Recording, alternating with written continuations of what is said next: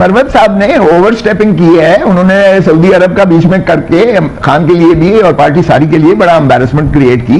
Saudi अरब हमारा बहुत ही अच्छा एक साथी और दोस्त है पाकिस्तान के, उनके साथ ताल्लुकात, इमरान खान के MBS के साथ ताल्लुकात बहुत अच्छे हैं। तो ये यानी उसको कोई ऐसी मैंडेट नहीं था कि वो इस तरह की बात करते। फिर वो उन्होंने जो इंसिस्टेंस की है, तो पार्टी का अंदरूनी मामला है। खान को देखे इनडिसिप्लिन, जीरो टॉलरेंस है खान की, और उसने अपना ठीक है, उसने कोई परवाह नहीं की है। और एक और आपको बात बताऊं अनीका जी, खान ने इलेक्टेबल सारों को फारिग कर दिया है। खान एक जिसको भी खंबे को भी अगर वोट दे, अगर टिकट देगा तो वो खंबा भी जीत जाएगा। वोट इमरान खान का है। इमरान खान हार्ट थ्रॉब है। किसी को गलतफहमी नहीं होनी चाहिए कि ये उसकी वजह से लोग निकलते थे। अरे बाबा, अगर मरवत साहब के ने वहां पिशावर या दूसरी जगह पे सवाबी वगैरह में अगर जलसा वलसा करके लोगों को बाहर निकाल दिया, तो वो उसने नहीं निकाला था, वो तो इमरान खान के वैसे ही शहदाई है। आप